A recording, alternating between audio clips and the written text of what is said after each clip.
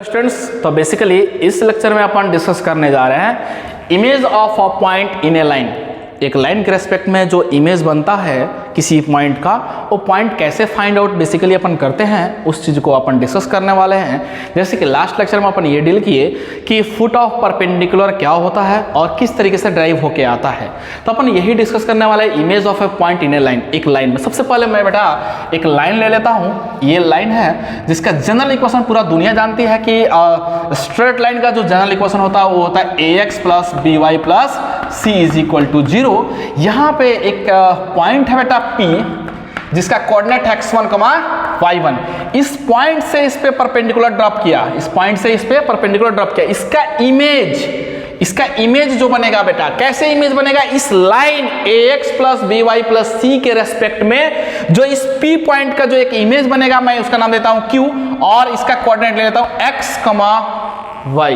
बेटा ये जिस पॉइंट पे इंटरसेक्ट किया होगा इस लाइन का, इसका नाम देता हूं m। ऑब्वियस है ये फुट ऑफ परपेंडिकुलर होता है, इसका कोऑर्डिनेट मैं ले लेता हूं अल्फा, बीटा। फिर से सुनना, एक पॉइंट है P, एक लाइन है ax plus b y plus c is equal to 0।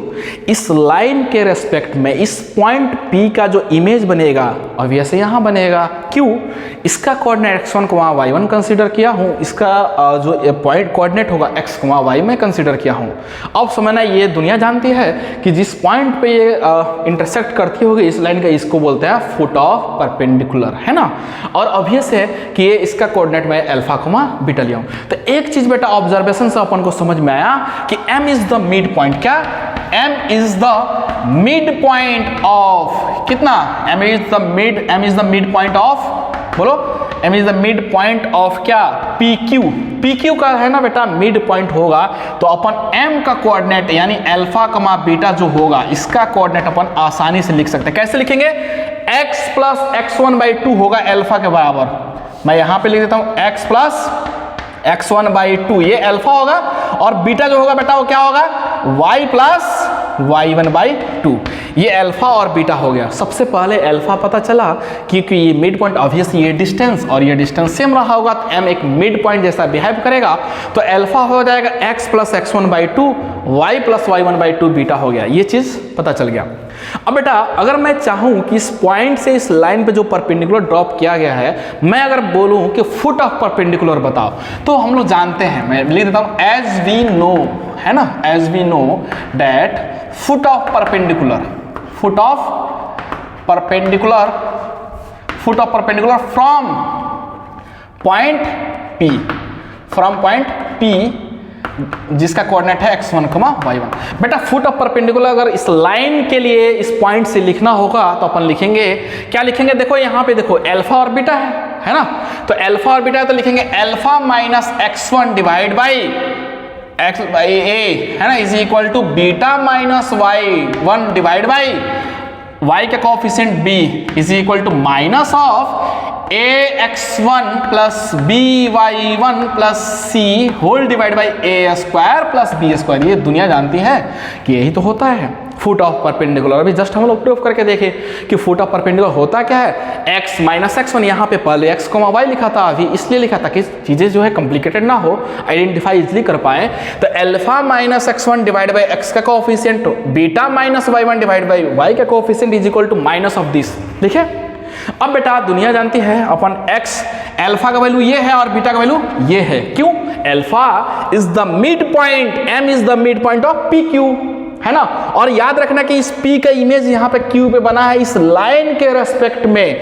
तो मैं बोलूँ कि अल्फा का वैल्यू होगा x plus x1/2, y plus y1/2, beta का वैल्यू होगा, तो कोई दिक्कत वाली बात तो नहीं है, बिल्कुल नहीं है। तो मैं अल्फा का वैल्यू इसको सब्स्टिट्यूट करने वाला हूँ बेटा। जैसे रखोगे तो x plus x1/2 minus x1 divide by a, बिल्कुल सही। इसको सिंप्लीफाई करोगे बेटा तो ये लिखोगे y, बीटा की जगह क्या लिखेंगे? y plus y1/2 minus y1/b लिखोगे। इसी तरीके से minus of ax1 plus by1 plus c whole divide by a square plus b square, ऐसा लिखा। बेटा आप सिंप्लीफाई करोगे ना तो ये आ जाएगा, जानते हो क्या? x minus x1/a is equal to y minus y1/b। ये 2 जो है ना नीचे में आएगा, इस 2 को मैं डायरेक्टली क्रॉस मल्टीप्लाई कर देता हूं, तो आई होप ये कहानी समझ में आ जाएगा। -2 times of a x one plus b y one, इसको सिंप्लीफाई करोगे तो यही आएगा divide by a square plus b square. बेटा ये जो एक खूबसूरत सा रिजल्ट है ना, यही इसी को बोलते हैं image point, image of a point with respect to a line. एक लाइन के रेस्पेक्ट में किसी पॉइंट का जो इमेज बनता है वो यही होता है, x minus x one divide by a equal to y minus y one divide by b is equal to -2 times of a x one b y one plus c divide by a square plus b square. तो अपन दो चीज पढ़े, सबसे पहले ये पढ़े कि फुट ऑफ परपेंडिकुलर, सेम चीज होता है बेटा, उसमें 2 अगर हटा दोगे ना तो फुट ऑफ परपेंडिकुलर हो जाता है। यहाँ पे डायग्राम को देखो, अगर ये देखो ध्यान से तो ये फुट ऑफ परपेंडिकुलर हुआ, लेकिन इस पॉइंट का जो इमेज लिया गया बेटा तो ये दोगुना हो जाएगा। तो foot of perpendicular image point में डिफरेंस क्या है, सिर्फ और सिर्फ 2 का डिफरेंस है। यानी फुट ऑफ परपेंडिकुलर नॉर्मल होता है इसी तरीके से, और जैसे ही यहाँ 2 से मल्टीप्लाई कर दोगे बेटा, यहाँ पे 2 से मल्टीप्लाई कर दोगे तो ये इमेज पॉइंट बन जाएगा। ऑब्वियस इस पॉइंट का यहाँ पे इमेज बनता है इसलिए, तो 2 से मल्टीप्लाई करने के बाद image point, image of a point with respect to a line, image point का फॉर्मूला बन जाएगा।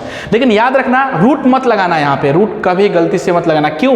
क्योंकि एक पॉइंट का अपन कोऑर्डिनेट निकाल रहा है, किसी पॉइंट का कोऑर्डिनेट फाइंड करने के लिए डिस्टेंस थोड़ी निकाल रहा है। जब भी आएगा distance between 2 parallel lines, distance between perpendicular distance, वहां पे बेटा रूट यहाँ पे लगेगा, रूट अंडर ए स्क्वायर प्लस बी स्क्वायर। लेकिन रूट कब नहीं लगेगा? जब किसी पॉइंट यानी फुट ऑफ परपेंडिकुलर निकालना होगा तो रूट नहीं लगेगा, इमेज पॉइंट अगर निकालना होगा तो रूट नहीं लगेगा। तो याद रखना कि रूट कब लगाना है, जब डिस्टेंस फाइंड करेंगे तो रूट आएगा, डिस्टेंस फाइंड नहीं करना होगा, पॉइंट निकालना होगा तो रूट नहीं आएगा। तो आई होप ये कहानी सारा समझ में आ गया होगा कि किसी पॉइंट का जब इमेज लेना होगा किसी line a x plus b y plus c के रेस्पेक्ट में, तो फॉर्मूला होता क्या है, किस तरीके से ड्राइव करके वो आता है।